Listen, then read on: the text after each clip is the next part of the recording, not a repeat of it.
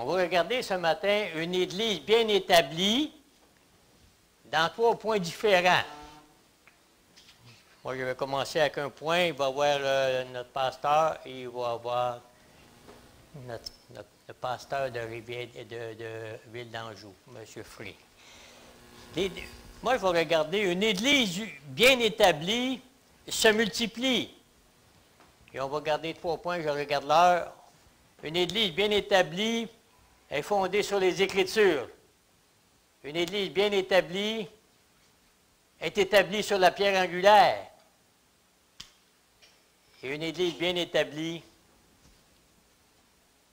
connaît l'unité de l'Esprit par le lien de la paix. 2 Timothée 3, 16 et 17. Qui aimerait lire ce verset, s'il vous plaît?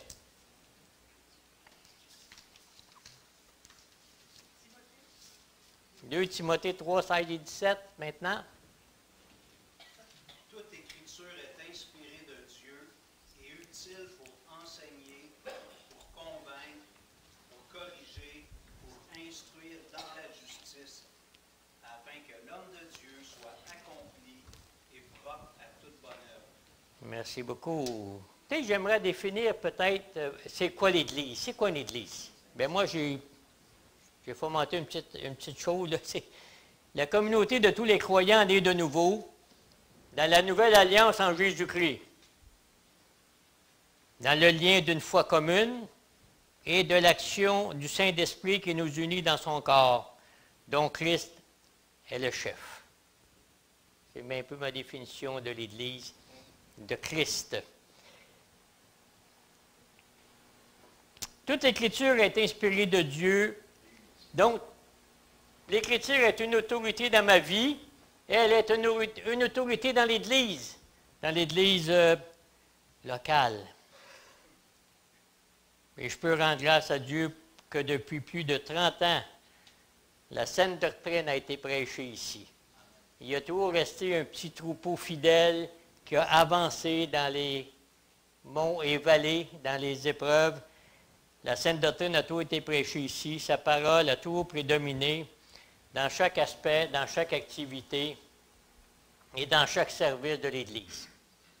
Donc, l'Église était fondée sur les Écritures, sur la parole de Dieu. Romains 10, 17, il nous dit que sa parole nous a conduits au salut par la foi. Elle fait de nous des hommes et des femmes de Dieu, des femmes accomplies et propres à toute bonne œuvre, pour grandir dans la connaissance de Dieu et de Jésus-Christ. Et en cela, la parole de Dieu est honorée. On l'aime, la parole de Dieu, on la chérit, on veut la vivre, on veut la mettre en pratique, on veut l'expérimenter dans chaque aspect de notre vie. Dieu m'a dit d'être des hommes et des femmes du livre de Dieu. Dieu nous a donné un beau cadeau. Et on doit en jouir au quotidien. L'Église fondée sur l'enseignement des apôtres conduit à une stabilité doctrinale. Et ça nous garde de tout égarement.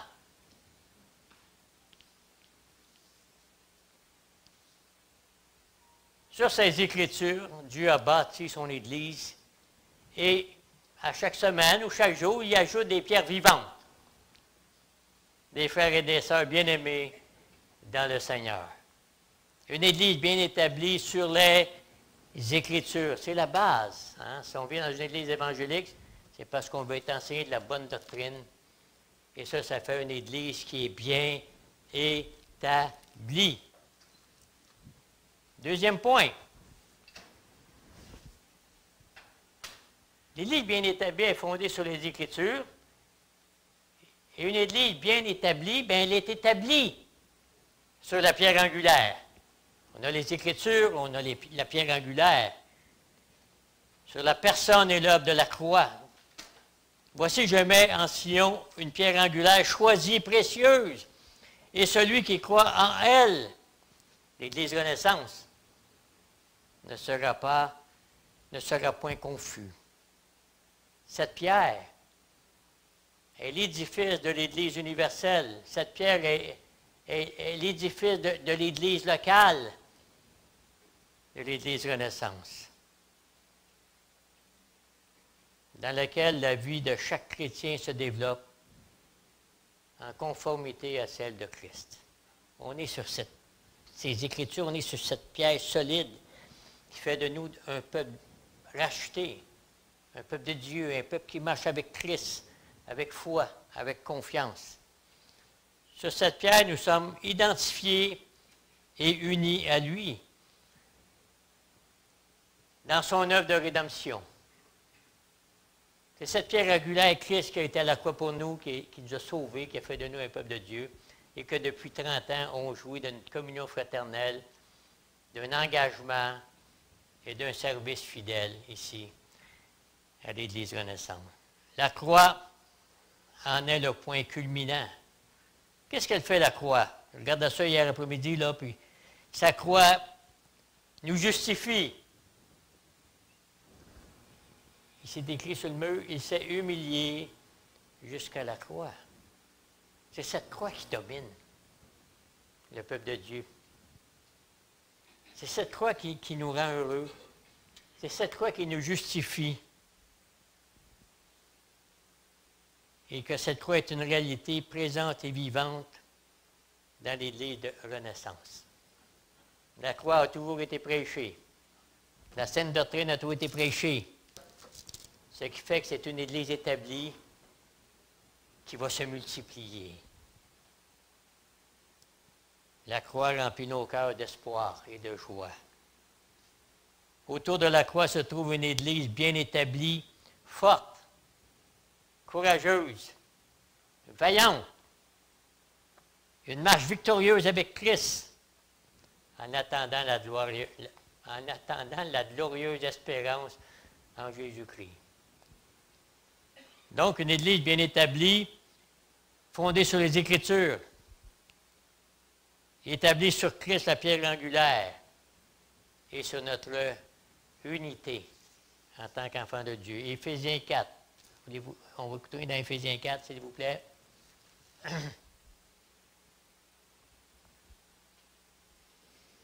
C'est une grande louange aussi dans le Seigneur depuis plus de 30 ans. L'Église a gardé l'Église Renaissance unie ensemble. Unité, malgré les va-et-vient, malgré les départs, les arrivées. On loue Dieu mercredi matin là-dessus. Dieu garde son Église, il nous a gardés unis ensemble. Éphésiens 4.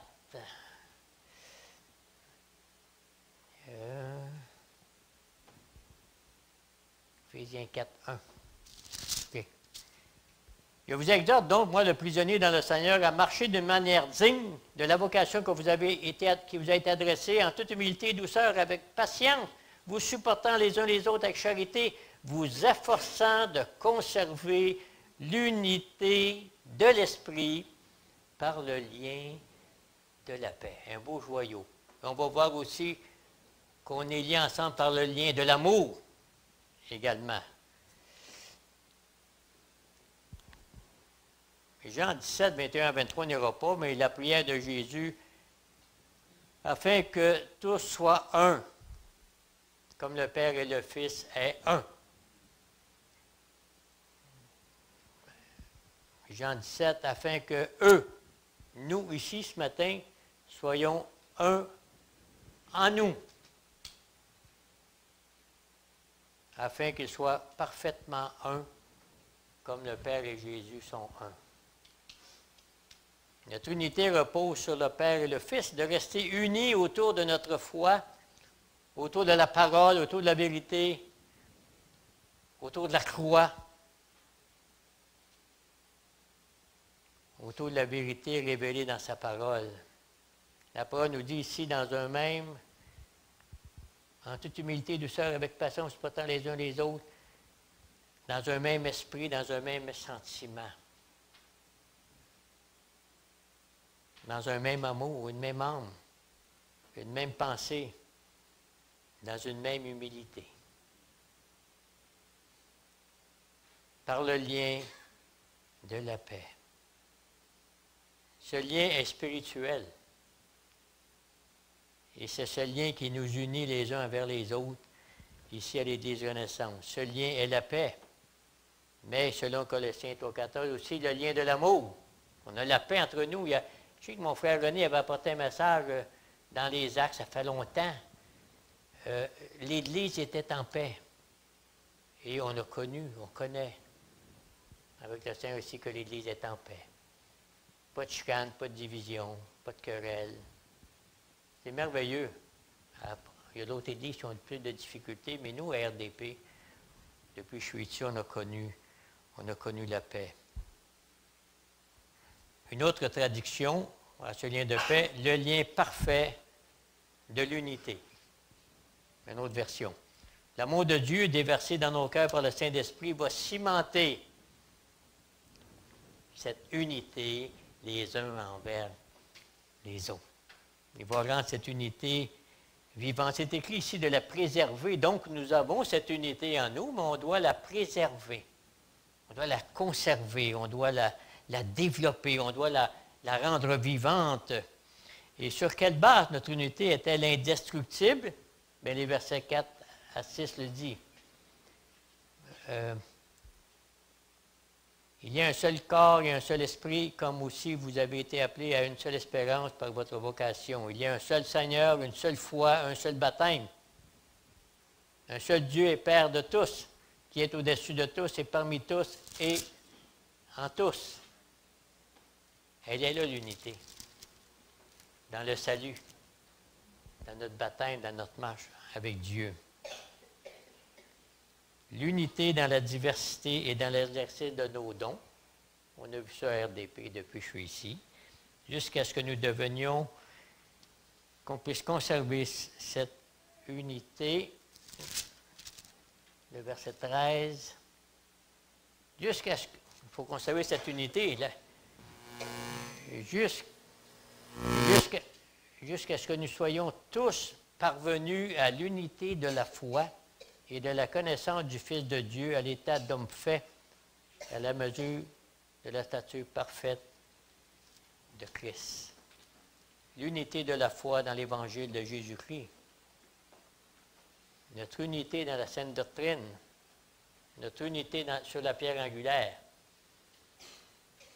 Je vais terminer avec un petit chant. Bien, pas un petit chant, je ne chanterai pas, mais le chant dit « Béni soit le lien qui nous unit à Christ.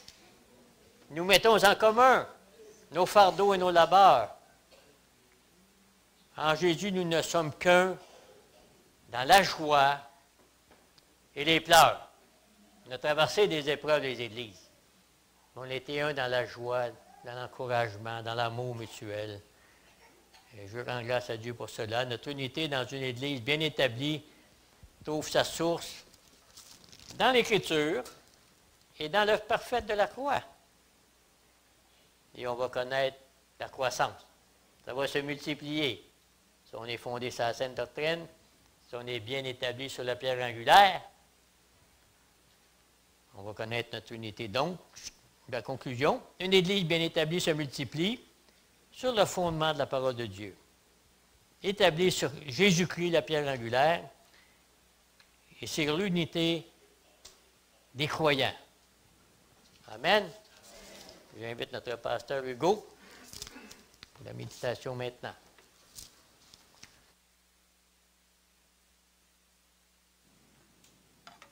OK, merci.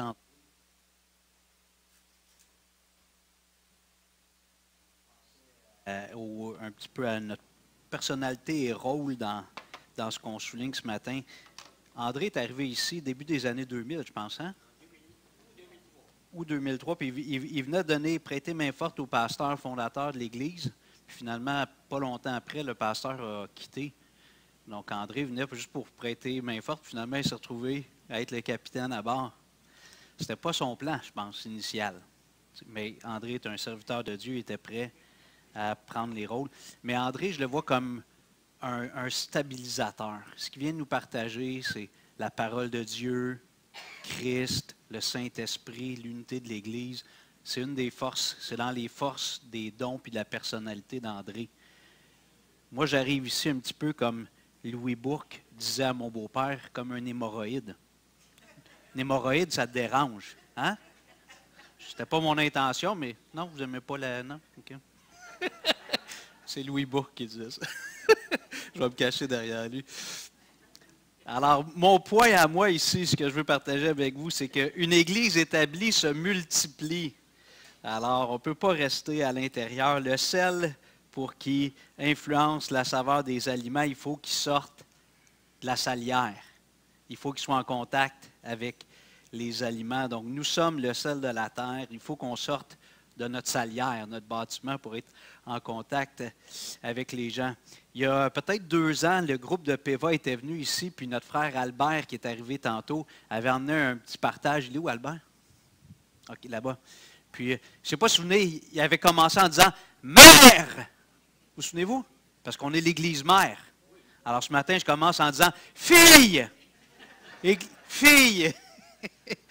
Ce que je vais partager en 14 minutes, ça nous concerne nous autres, mais c'est un encouragement, évidemment, à notre groupe qui part, qui part officiellement en tant qu'Église à Ville d'Anjou. Donc, c'est d'être une Église bien établie, mais qui se multiplie. Puis on sait que ça fait partie de la vision de René et Sharon. Ils sont déjà très actifs dans l'évangélisation. Mais les Écritures nous disent dans Proverbe 11.30, j'ai quelques passages, je ne laisserai pas toujours le temps de tourner là, à cause du temps, mais Proverbe 11.30 qui nous dit « Le fruit du juste est un arbre de vie, et celui qui gagne des âmes est sage. » Alors, par la grâce de Dieu, si tu as placé ta foi en Christ, tu es un juste aux yeux de Dieu. Pas parce que ta vie est parfaite, mais parce que Jésus t'a imputé sa justice. Dieu t'a imputé la justice de Christ. Alors, soyons des hommes, des femmes sages qui gagnent des âmes. Gagnons des âmes. Jésus nous dit dans Matthieu 13, 23, en parlant de l'explication de la parabole de la semence, du semeur puis des 4 terrains, celui qui a reçu la semence dans la bonne terre, c'est celui ou celle qui entend la parole et la comprend. Il porte du fruit et un grain en donne 100, un autre 60 et un autre 30. Puis je me souviens souvent quand on parle dans des contextes de croissance d'Église, les gens disent oui, mais l'Église, ce n'est pas des statistiques, ce n'est pas comme ça qu'on évalue le succès. Ce n'est pas avec des nombres, les offrandes augmentent, l'assistance augmente, le nombre d'ouvriers augmente, le nombre de ministères augmente. Puis, je suis d'accord en partie et je suis en désaccord en partie parce que Jésus nous parle de multiplication. Il nous dit que lorsque un chrétien est en santé, il va se multiplier. Alors, si une Église est en santé, elle va se multiplier. Et l'appel de Jésus, on va le voir tout à l'heure, mais c'est justement de se multiplier, de remplir la terre, comme Adam et Ève ont été appelés à faire. Maintenant, nous, notre domaine de travail est spirituel et non pas physique. Donc, ça fait partie du plan de Dieu de se multiplier. Ce n'est pas contre la doctrine biblique ou la théologie de la mission de l'Église. C'est justement un appel à la multiplication. Donc, le Seigneur nous invite à se multiplier comme chrétiens, comme individus, en évangélisant, en prenant soin d'un nouveau chrétien dans l'Église, on devient un ami, puis on contribue à la multiplication spirituelle de différentes manières, mais aussi en tant qu'Église. Vous savez peut-être, mais au Québec, actuellement, il y a moins d'1% des Québécois, toute origine confondue. Il y a moins d'1% de chrétiens qui se disent évangéliques, nés de nouveau. Donc, on pourrait dire, dans notre compréhension, c'est un peu simple comme résumé, mais des chrétiens qui ont vraiment connu Jésus-Christ comme Seigneur, Sauveur personnel, c'est même pas 1% de la population. Puis ceux qui font des études démographiques nous disent que pour qu'un mouvement, peu importe, que ce soit religieux ou peu importe, pour que ça se multiplie par lui-même, il faut atteindre au moins 2% pour qu'il y ait une dynamique d'auto-multiplication. Alors, on est encore, il y a beaucoup de travail à faire encore. Au Québec, quand j'étais impliqué dans le comité d'implantation de l'Église, il y a peut-être une quinzaine d'années, notre rêve et notre prière, c'était un jour que dans chaque MRC, le Québec est divisé, à part les métropoles, les grandes villes, en municipalités régionales de comtés. Donc, c'est comme des comtés. Donc, c'était d'avoir une église de l'association par MRC. On est loin de ça. Puis juste à Montréal, une autre façon de le calculer, on se disait qu'il faudrait qu'il y ait au moins une église évangélique par 10 000 habitants. Puis Puis je pense qu'il y a une douzaine d'années, il aurait fallu implanter à ce moment-là 50 églises, 50 nouvelles églises.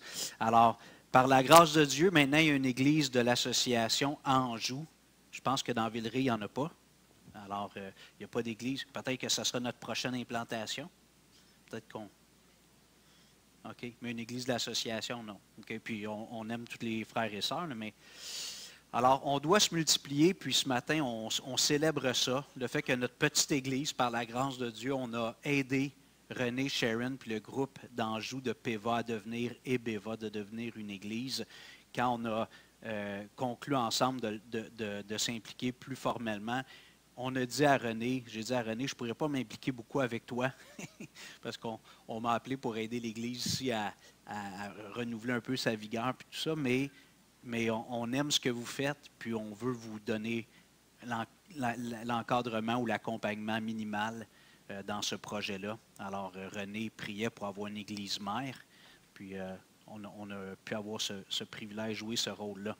Dans Matthieu 28 maintenant, à la toute fin, vous connaissez bien le passage, un des plus connus, versets 18 à 20. Jésus s'apprête à retourner au ciel. Il est mort, il est ressuscité, il a passé plusieurs jours avec les disciples. Jésus s'étant approché, leur parlant ainsi. Il parle à ses disciples. « Tout pouvoir m'a été donné dans le ciel et sur la terre. Allez, faites de toutes les nations des disciples, les baptisant au nom du Père, du Fils et du Saint-Esprit. Et enseignez-leur à observer tout ce que je vous ai prescrit. Et voici, je suis avec vous tous les jours jusqu'à la fin du monde. » Le Seigneur rassure les disciples avec deux choses. Au verset 18, par le fait qu'il y a un pouvoir absolu sur le monde céleste, sur le monde terrestre, Jésus est au contrôle. Il n'y a pas un gouvernement qui échappe au contrôle de Jésus. Il n'y a pas une autorité humaine qui échappe au contrôle de Jésus. Et la même chose dans le domaine spirituel, dans le domaine angélique. Jésus est pleinement au contrôle. Même si des fois on a l'impression que ça ne va pas comme ça devrait aller, le Seigneur est pleinement au contrôle. Il nous rassure. Tout pouvoir m'a été donné dans les cieux et sur la terre. Et à la fin, il nous rassure par sa présence, son omniprésence. Je suis avec vous tous les jours jusqu'à la fin du monde. Mais j'aime souligner ce que Jésus dit entre ces deux éléments extrêmement rassurants, c'est qu'il nous confie une mission. Puis de prendre ces deux choses-là, OK, le Seigneur est en charge, il est souverain, le Seigneur est avec moi tous les jours. On a tendance à le prendre un peu quand ça ne va pas bien, puis s'encourager avec tout ça, mais Jésus nous confie une mission. Puis je parlais avec une église dernièrement qui passe par des temps un petit peu moins faciles, des transitions au départ du pasteur. Puis je me souviens à l'église de Longueuil, quand on avait perdu un pasteur principal. Ça, c'était fin des années 90. On était en train de préparer une grosse campagne d'évangélisation sur la rive sud de Montréal avec Aujourd'hui l'Espoir. Moi, j'étais le responsable régional, mais notre pasteur s'en va. Puis on était la grosse église, l'église de Longueuil de la région. Puis là, on a une réunion du conseil, on se dit, qu'est-ce qu'on fait? On annule le projet, ça brasse, il faut s'occuper des ouailles, il faut stabiliser les choses, ou on continue la mission. Puis on s'est regardé dans le blanc des yeux, puis qu'est-ce que Satan voudrait qu'on fasse? Il voudrait qu'on arrête. Puis là, il se frotterait les mains, puis il dira, enfin, j'ai réussi à les ralentir. On les brasse un peu, ils se referment sur eux-mêmes, ils pensent le plaie. Fait qu'on a décidé, par la grâce de Dieu, d'aller de l'avant, puis l'Église a bien traversé cette période-là malgré tout. Alors, la toute-puissance de Jésus et son omniprésence avec nous, c'est toujours vrai, dans toutes les circonstances. Mais entre autres, on doit se rappeler de cela dans l'accomplissement de la mission. Allez, faites de toutes les nations des disciples, les baptisant au nom du Père, du Fils et du Saint-Esprit, enseignez-leur à observer tout ce que je vous ai prescrit. Donc, oui, le Seigneur est avec nous, le Seigneur est au contrôle, mais comme Église, autant Renaissance RDP que EBEVA, on doit avoir en tête d'être en mission, en train d'évangéliser, d'emmener les gens au baptême par la grâce de Dieu, puis d'en faire des disciples affermis, comme André a dit, d'enseigner la parole, les affermir en Christ, de les aider à expérimenter la plénitude du Saint-Esprit. 1 Pierre 2, versets 4 et 5. « Approchez-vous de lui, pierre vivante, rejetée par les hommes. » En parlant de Jésus, approchez-vous de lui. pierre vivante rejetée par les hommes, mais choisie et précieuse devant Dieu, et vous-même, comme des pierres vivantes, édifiez-vous pour former une maison spirituelle, un saint sacerdoce, afin d'offrir des victimes spirituelles agréables à Dieu par Jésus-Christ. Cette analogie ou cette métaphore, Jésus a dit, Pierre, tu es Pierre, puis sur cette pierre, je vais bâtir mon Église. Ça a marqué la théologie chrétienne. On le voit avec Paul, les autres apôtres font allusion à l'idée que l'Église, on est une construction.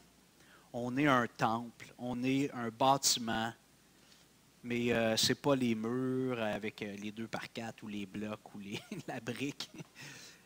C'est chacun d'entre nous, les vrais chrétiens, nous sommes une pierre vivante dans l'édifice. Et Pierre, partant de ce que Jésus lui avait dit, tu es Pierre et sur cette pierre, lui a dit, OK, c'est Jésus la pierre vivante. Et après, il développe ce qu'André a dit, Jésus est la pierre angulaire. Toute l'Église est fondée sur Christ. La pierre principale sur laquelle tout repose, c'est Jésus. Mais nous sommes des pierres vivantes. Puis Pierre nous dit de se rapprocher de Jésus, puis de s'édifier pour former une maison spirituelle, un temple, ou peu importe. Un saint sacerdoce, ça c'est la prêtrise, d'être nous sommes tous des prêtres en Jésus-Christ saints, et d'offrir au Seigneur des victimes spirituelles. Donc ça peut peut-être paraître un petit peu morbide ou sanglant, mais le Seigneur veut qu'on lui amène des nouveaux convertis. Ce qu'on offre au Seigneur, entre autres, ça peut être d'autres choses, mais entre autres, c'est d'emmener au Seigneur par notre évangélisation, par la banque alimentaire, par notre dîner de Noël, par tout ce qu'on peut faire pour essayer d'atteindre les gens qui ne sont pas encore sauvés. Alors, quand quelqu'un vient à Christ, on offre au Seigneur une victime. Je sais que le mot sonne un peu péjoratif, mais on prend le texte ici, c'est comme un sacrifice. On offre au Seigneur un nouveau converti, une nouvelle pierre vivante, puis lentement, l'édifice s'agrandit. J'ai marqué ici, pour résumer un peu la pensée de Pierre, l'efficacité de notre multiplication dépend de la proximité de notre relation avec Christ. L'efficacité de notre multiplication, parce qu'on reproduit ce qu'on est. C'est vrai? Nos enfants, ils prennent nos qualités, nos défauts, puis évidemment, ils ont leur personnalité propre à travers ça, mais si on est près de Jésus, si on s'approche de Jésus, on désire le lait spirituel et pur de la parole comme des enfants nouveau-nés, puis on s'abreuve à Christ, la source d'eau vive, bien, quand on va s'investir dans la vie de quelqu'un d'autre, on va communiquer un petit peu de ça, cet amour pour Jésus, cette intimité avec Jésus. Donc, l'efficacité de notre multiplication dépend de la proximité de notre relation. Puis toujours dans le même chapitre, 1 Pierre 2, verset 9, Pierre nous dit, vous, au contraire, en nous comparant aux Juifs qui ont rejeté Jésus, les Juifs de l'époque qui ont demandé sa mort, les dirigeants religieux, vous, au contraire, vous êtes une race élue, un sacerdoce ou une prêtrise, un groupe de prêtres royal, une nation sainte, mise à part, consacrée, un peuple acquis. On a été racheté par le sang de Christ à un grand prix, afin que vous annonciez les vertus de celui qui vous a appelé des ténèbres à son admirable lumière. Je trouve que le style littéraire de Pierre, c'est intense, c'est compact, c'est passionnel. Il est court, c'est lettres, là, c'est quelques chapitres, mais c'est chargé. Il dit, vous êtes toutes ces choses qu'il énumère, une race élue, un sacerdoce royal, une nation sainte, un peuple acquis, afin que vous soyez heureux, puis que vous meniez une petite vie tranquille jusqu'à temps que Jésus vienne vous chercher? Non. Afin que vous annonciez les vertus de celui qui vous a appelé de la pauvreté à la richesse. Non. Des ténèbres à la lumière. Donc, pourquoi Dieu a fait tout ça de nous? C'est pour qu'on annonce ses vertus, qu'on annonce qui est Dieu, qu'on fasse connaître notre Dieu, sa justice, son amour manifesté en Jésus-Christ. Puis je termine avec un dernier passage, Acte 13, versets 1 à 3. Alors ici, c'est l'église d'Antioche. Et moi, mon rêve, c'est que notre église soit une église Antioche. Parce que l'église Antioche est devenue le point de départ pour la mission, on va l'appeler moderne. C'est de là que Dieu a choisi des hommes, dont Paul et Barnabas, puis les a envoyés. Alors, que notre église soit une église Antioche. Ce matin, on fait un petit peu ça, qu'on puisse le faire de plus en plus. Si le Seigneur nous permet d'avoir un nouveau bâtiment, de prendre l'expansion, peut-être qu'à un moment donné, on enverra 15, 20 personnes dans un autre arrondissement pour implanter une église, 30, on ne le sait pas. Il y avait dans l'église d'Antioche des prophètes et des docteurs, donc une église qui était remplie de dons spirituels. Barnabas, Siméon appelé Nigé, Lucius de Cyrène, Manaën qui avait été élevé avec Hérode le tétrarque et Saul. Pendant qu'ils servaient le Seigneur dans leur ministère et qu'ils jeûnaient, le Saint-Esprit dit « Mettez-moi à part Barnabas et Saul pour l'œuvre à laquelle je les ai appelés. » Alors, après avoir jeûné et prié, ils leur imposèrent les mains et les laissèrent partir. Alors, le Seigneur il nous bénit déjà. Peut-être qu'il va nous bénir encore avec d'autres dons, d'autres hommes, d'autres femmes de qualité. Puis à un moment donné, il y en a parmi eux qu'on va envoyer. Ça nous coûte de voir Muriel qui nous quitte, de voir René, Sharon qui nous quitte. C'est des gens doués, des gens précieux, des gens fidèles, mais ils vont aller être utiles dans un autre quartier de l'île de Montréal pour annoncer l'Évangile, pour être un phare. Alors, René, tu peux venir continuer avec Acte 14, je pense. Oh, est-ce que vous avez changé le pack, toi puis René, pour le micro? Le belt pack. Le belt pack. Tu peux venir ici, René, peut-être? André va te donner... il est où le petit... oui, c'est ça. Parce que notre autre fait défaut, fait que là, on échange ça. C'est pas le porte-monnaie, inquiétez-vous pas. Merci.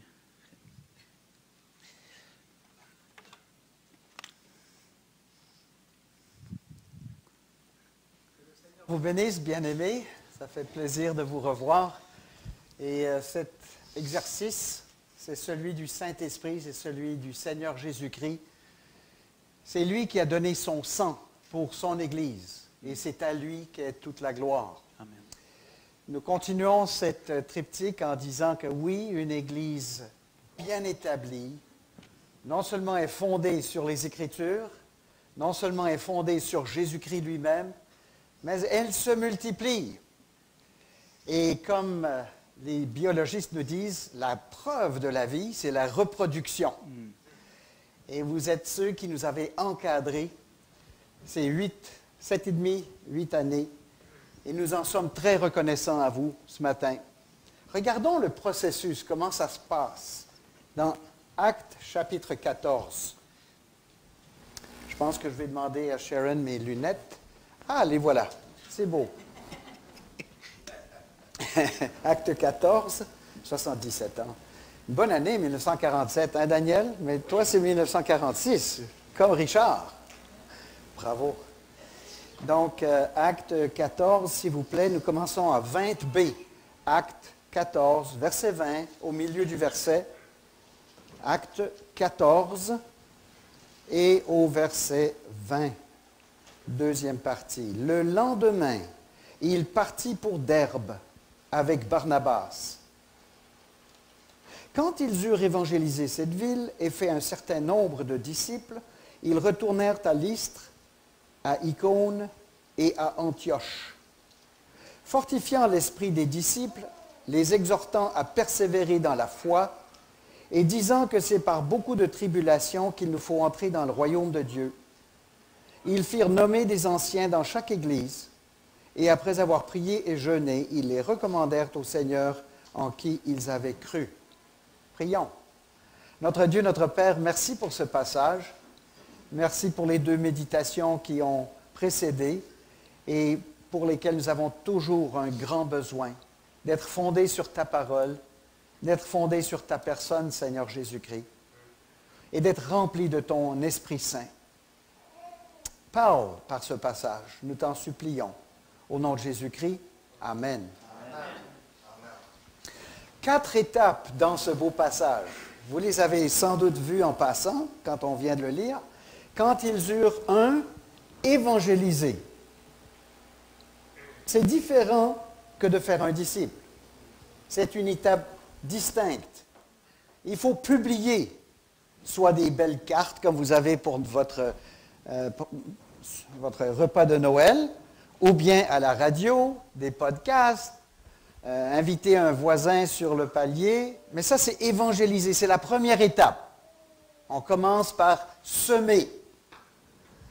Dans Matthieu chapitre 28, verset 19, Là, c'est la deuxième étape.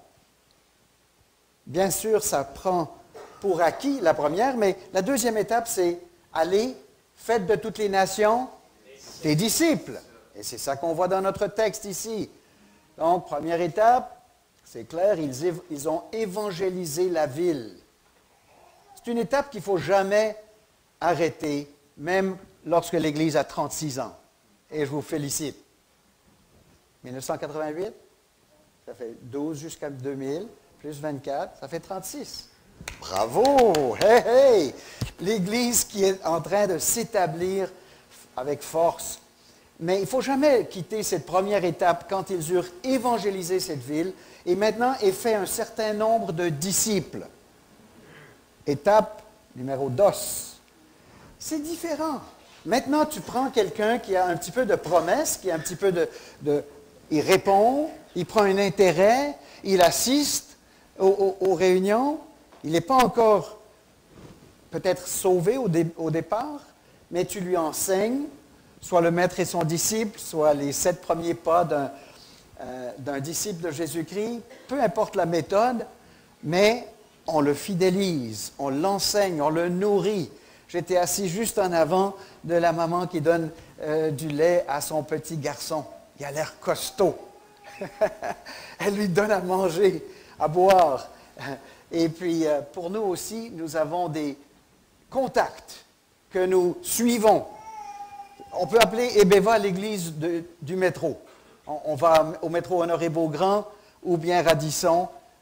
Dans les bons temps, c'est 3 fois par mois. Maintenant, ça va être un petit peu plus rare jusqu'à janvier-février. Mais on y était il y a une semaine. Et puis, on a des contacts. Et quand on a des contacts, ils écoutent. La plupart, ils nous passent dans le métro. Ou bien on va faire du porte-à-porte. Et nous avons Jackson et Marie-Flore qui se sont jointes à nous. Bon, eux, ils connaissent déjà le Seigneur, mais ils étaient sans église. Ça, c'est une autre phase, de ramener aussi des brebis dans une bergerie qui n'en avait point.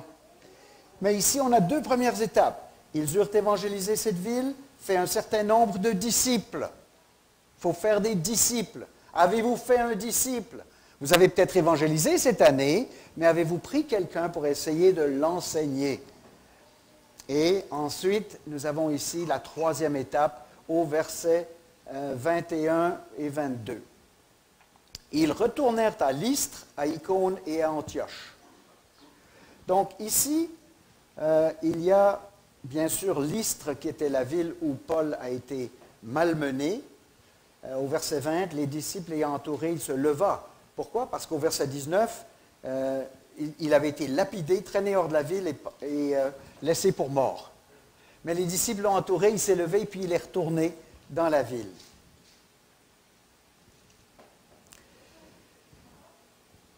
Quand il était en train de se lever et entrer dans la ville, le lendemain, déjà ça va mieux, il a été lapidé, mais il part, pour Derbe. Alors maintenant, il est à Derbe, et le processus, c'est on évangélise Derbe, on fait des disciples à Derbe, et puis la prochaine étape, l'étape numéro 3, c'est ce qu'il aura fait à Derbe par la suite. Mais là, il le fait pour 3 églises. Il le fait pour Lystre, Icône et Antioche. Il ne les lâche pas. Il retourne pour faire quoi? Fortifiant l'esprit des disciples, les exhortant à persévérer dans la foi et disant que c'est par beaucoup de tribulations qu'il faut entrer dans le royaume de Dieu. Ça prend du temps pour faire cette étape-là, cette 3e étape. Pour vous, ça fait 36 ans. Pour nous, on a commencé des réunions peut-être la 2e ou 3e année de l'évangélisation. Puis on a commencé d'abord dans le sous-sol d'Albert. Et puis ensuite, ils ont déménagé, ils nous ont invités à faire les réunions chez eux là. À un moment donné, c'était leur voisine, Yva Malvoisin. Ensuite, on a commencé à louer. Ensuite, on a acheté le sous-sol de la maison sur Yves Prévost. Peu importe où on se réunit, il faut que les chrétiens se réunissent pour qu'on s'édifie les uns les autres, qu'on se fortifie, chacun avec le don qu'il a reçu. Et on ne doit pas juste dire « tout va bien aller ». Tu deviens un chrétien, c'est la vie de rose. Pas tout. C'est par beaucoup de tribulations que vous allez entrer dans le royaume de Dieu. Vous le savez, vous avez des épreuves. Péva et Béva maintenant a eu des épreuves. Et récemment, ça fait 18 mois, on a baptisé, ça fait 18 mois, Xavier Lapointe a reçu le Seigneur par la foi. Dans le métro, on l'a rencontré dans le métro, il a accepté le Seigneur. Cette année, au printemps, on l'a baptisé. Mais ça fait 2 semaines maintenant. Il nous a quittés pour aller à une autre église, l'église orthodoxe. En tous les cas, malgré toutes nos exhortations. C'est des tribulations, ça. Satan, c'est ce qu'il fait, lui. Il haït l'Église. Il veut détruire la famille, il veut détruire l'individu et il veut détruire les églises. C'est bien Satan, dès le départ, le ratoureux. Mais on n'ose pas lui parler comme ça. C'est Dieu lui-même qui s'occupe de notre arch-ennemi. Et il nous garde dans la droite voie. En même temps, Élisa, qui avait accepté le Seigneur et que Suzy et Jackie suivaient avec de constants enseignements, elle aussi, elle est retournée à l'Église catholique. Trop d'épreuves dans sa vie. Il faut que la bonne semence porte sans roche et sans mauvaise herbe, dans de la bonne terre que le Saint-Esprit prépare avec la vraie repentance. Mais la troisième étape, c'est justement cette étape de l'Église qui se forme. Là, maintenant, on va devoir acheter des plateaux pour la table du Seigneur. Maintenant, il va falloir qu'on achète des enveloppes pour que les chrétiens donnent régulièrement. Toutes les affaires d'une Église. Nous devenons une Église. Ça a pris un certain temps. Des hommes se forment. Des hommes sont des serviteurs responsables. Gloire à Dieu. Mais tout ça, ça prend du temps. Et le Seigneur sait ce qu'il fait. Il agrège, il adhère, il fait coller ceux qui n'avaient pas d'Église ou qui choisissent de venir, ou ceux surtout, bien sûr, c'est notre première ligne d'attaque, qui acceptent Jésus-Christ et se font baptiser. Et la quatrième étape, au verset 23, ils firent nommer des anciens dans chaque église, et après avoir prié et jeûné, ils les recommandèrent au Seigneur en qui ils avaient cru. Wow! Ça, c'est une très belle étape, et ça aussi, ça prend de la patience. Va falloir que ce cycle paulinien de l'implantation d'une église apostolique se complète avec des anciens, pas un seul. C'est toujours bien d'avoir des anciens dans une église. Le Seigneur a vu que dans une famille, un enfant, il a 2 parents. Et dans une église, il y a des anciens, la pluralité d'anciens. C'est venu relativement tard dans nos églises ici au Québec. On sait que dans le monde anglophone, il y a encore bien des églises baptistes qui ont un seul pasteur puis des diacres. Mais c'est mieux d'avoir des anciens. Et c'est sain, c'est la santé spirituelle. Ils firent nommer des anciens dans chaque église. Lesquels? Lystre, Icône, Antioche, Derbe, au moins. C'est les églises de la Galatie qu'on appelle. Ces églises-là, lors de ce voyage missionnaire, ont passé par ces 4 étapes. On évangélise la ville, on fait des disciples, on les agrège dans un solide assemblage qui s'appelle le corps de Christ, l'Église. L'ULA, les uns les autres. On fait toutes sortes de services les uns pour les autres. On prie les uns pour les autres. On s'aime les uns les autres. On se pardonne les uns les autres. Ainsi, nous avons une Église. Et dans l'Église, surgit, par la grâce de Dieu, ceux où on les fait venir, mais souvent c'est dans l'Église même que nous voyons des forces, des hommes qui sont appelés à servir, à nourrir le troupeau, à devenir des anciens, des pasteurs. Vous dites, oui, mais comment est-ce que ça, c'est dans le titre « Une Église bien établie se multiplie ». Où est l'Église bien établie? Alors, votre pasteur l'a déjà nommé dans ce deuxième point. C'est Antioche qui est derrière tout ça. Et regardez dans les versets 24 à 28. Traversant ensuite la Pisidie, ils vinrent en Pamphylie, annoncèrent la parole à Perge et descendirent à Attalie. De là, ils s'embarquèrent pour Antioche. Wow! Antioche, l'Église bien établie. On n'a pas le temps de rentrer dans l'historique d'Antioche, comment elle a été fondée, mais c'est une Église où il y avait une fébrile amour pour la parole de Dieu, et on a dû faire venir Barnabas d'abord, puis Paul, une Église forte. Gloire à Dieu. Et pourquoi est-ce qu'ils sont retournés? Pourquoi ils se sont embarqués pour Antioche? Le verset 26. Ils s'embarquèrent pour Antioche, d'où ils avaient été recommandés à la grâce de Dieu pour l'œuvre qu'il venait d'accomplir. Et c'est ça que vous faites aujourd'hui.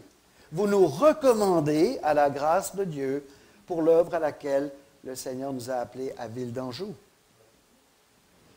Et verset 27, après leur arrivée, ils convoquèrent l'Église, ils racontèrent tout ce que Dieu avait fait avec eux et comment il avait ouvert aux nations la porte de la foi. Le mot « ouvert », soulignez-le, « ouvert ». Hier, j'ai prêché un message concernant Apocalypse, l'Église de Philadelphie, une des deux qui reçoit juste des recommandations. Et à cette Église-là, le Seigneur dit, « Je connais tes œuvres. Je sais que tu n'as pas renié mon nom. Je sais que tu as gardé ma parole. J'ai mis devant toi une porte ouverte. » Et c'est ce qu'on souhaite pour Ebeva, mais c'est ce qu'on souhaite aussi pour l'Église Renaissance, notre Église mère ici. Gloire à Dieu. Et c'était vrai pour Verdun en 1959. 3 ans après sa fondation, l'Église de Verdun a lancé une œuvre sur la rive sud. Votre pasteur a été dans cette Église-là. Et c'était un petit groupe à Verdun. Après 3 ans, ils avaient peut-être 12-15 personnes. Mais elle était assez établie que quand un des membres, M. Gabriel Langlois, a dit « Je déménage sur la rive sud ». « Oh non, je perds Gabriel Langlois », a dit mon père. Et Gabriel a répondu « Non, non, je veux que tu commences des réunions mardi soir chez nous, sur la rive sud, près du pont Jacques-Cartier. » Et nous 4, les 4 enfants frais, on était en arrière d'une Vauxhall, puis on regardait par la fenêtre, on traversait le pont Victoria. Tu sais, il y a du grillage sur le pont Victoria. On était intéressés de regarder le Saint-Laurent en dessous, là. En 59, c'était vrai pour Verdun. Et c'était vrai aussi pour Rosemont en 88-89. Félicitations, vous avez tenu bon. Élisabeth avait 6 ans quand on a commencé. C'était dans l'école, Léonard. Non, mais ici. À quelle école? C'était Leonardo da Vinci? Que ce soit Leonardo da Vinci ou Gautier, peu importe. On était dans une école. Et là, on arrive, on stationne, on sort nos 4 enfants, Élisabeth me tient la main, puis dans le corridor, en entrant, avant même qu'on ouvre les portes du gymnase, où il y avait la réunion, elle dit, « Papa, est-ce qu'il y a juste des filles ici? » « Pourquoi? » « Ben, tu parles d'une église fille. 6 ans, on pense comme ça. Mais c'est ça la bonne boutade, c'est que cette église devrait penser église fille. Et même Ebeva devrait commencer une église fille, n'est-ce pas? C'est ce qui est normal pour une église bien établie. C'était vrai aussi le 23 septembre 2018, quand 3 de vos anciens ont décidé de nous lancer. Ils ont partagé le fardeau et ce 23 septembre-là, vous avez accepté une implantation à Ville d'Anjou. Et dès le mois de mai 2017, Sharon, moi, Suzy, Jackie, Daniel et Dieuvelat ont commencé à aller de porte en porte sur la rue Baldwin, la rue Azilda, la rue Georges, la rue Yves Prévost, etc. Gloire à Dieu! Vous avez de l'histoire. Et puis, quand on a commencé à avoir des réunions, là, c'était Marité, je ne la vois pas ce matin. C'était Edwidge, Suzette, Mariès, merci, et Teller qui sont venus chanter avec nous et pour nous. Plusieurs fois, on a demandé à Hugo, André, Martial, Eddie, Daniel de prêcher. Vous avez un intérêt, vous avez votre stake à Ville d'Anjou. Et tous les mois, fidèlement, on reçoit un courriel de la part de votre trésorier. Voici vos états de compte. Anjou est sous l'aile de RDP Renaissance. Gloire à Dieu pour votre encadrement. Et tous les jours, il y a une sœur qui se lève dans la maison Péva. Vous nous prêtez Ginette. C'est elle qui tient l'appartement en dessus de la salle Péva, la salle Ebeva maintenant. Gloire à Dieu. Hugo était là dimanche passé. Merci Hugo. Péva, on a ajouté un E devant, puis on a transformé le P en un B. Péva est devenu Ebeva. Et gloire à Dieu. Et merci beaucoup. Il y a eu 18 personnes qui ont signé. J'ai le livre ici. Il y a Rose qui vient de signer tantôt parce qu'elle était en train de travailler la semaine passée. Mais les 18 signatures sont là, plus les adhérents de l'autre bord de la page. Priez pour votre Église fille à Ville d'Anjou. Elle est maintenant une Église à la gloire de Dieu. Amen.